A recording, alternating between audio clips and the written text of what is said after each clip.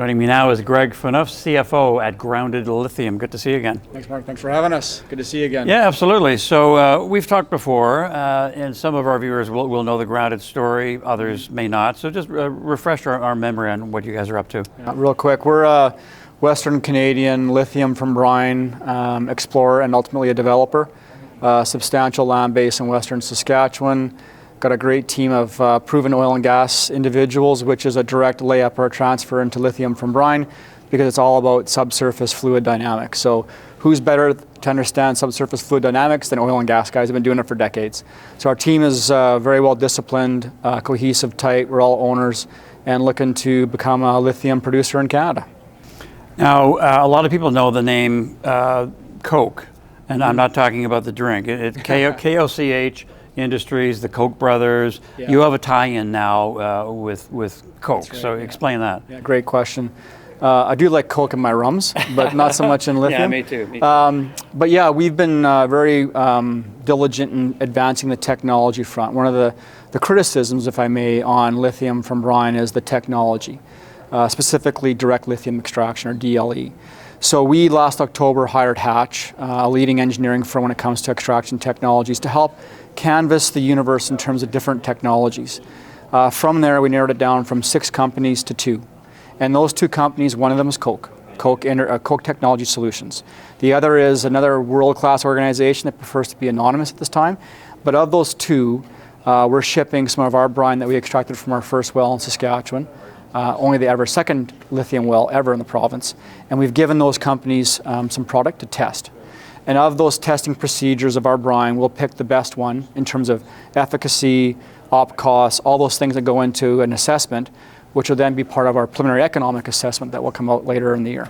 Very good. And now actually, let's stick with the PEA. So you're thinking sometime end of the first half? Yeah, right? We're thinking on or before end of June. We're making really good progress. You know, a lot of what goes into the PEA is geology and then economics. On the geological front, we're done. We're full box on all of the assessments. We have a 43101 report out there at 4.2 million tons of LCE.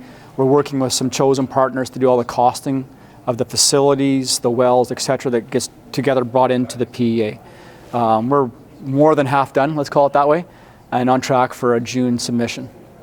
Which, as you know, that can often be a re-rate on the stock once you have the PEA published. For sure. Investors are waiting for that. Right. And then you bought some land as well. Can you tell us about that? Yeah, aggressively looking at opportunities. We're a dominant landowner in our area in north of Kindersley, Saskatchewan. And as transactions come up that meet our geological thresholds and economic thresholds, we're transacting. So just last March, we announced a 33 section acquisition for very accretive metrics. We basically bought that land on a per ton basis at $1. We're currently valued at $5.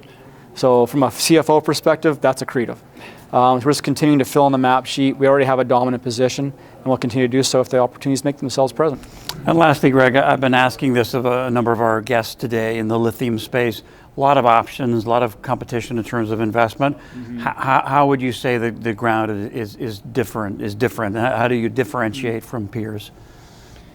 That's a great question, Mark. I think it comes down to 2 main things, aside from the overall macro opportunity that we all find ourselves here as citizens of the world in terms of energy transition. But when it relates to grounded, there's 2 main things. One is the rock itself. In any resource play, the rock has to be, top decile, top percentile rock. If you don't have good rock, you don't have a project. So that's something that we are very proud of in terms of how we formed, where we formed, etc. And then 2, just management. You have to have a solid management team to take the rock, the potential of that rock, into a cash flowing project. We have experience in building, we have experience in multi-billion-dollar projects in our management team. So, history repeats itself, I guess you could say, in terms of building it a few times, just do it again, albeit in a different space, lithium versus oil and gas. Very good, Greg. Great to catch up. Thanks, Mark. Thanks for having me. Okay, good stuff. Greg Phaneuf, CFO at Grounded Lithium.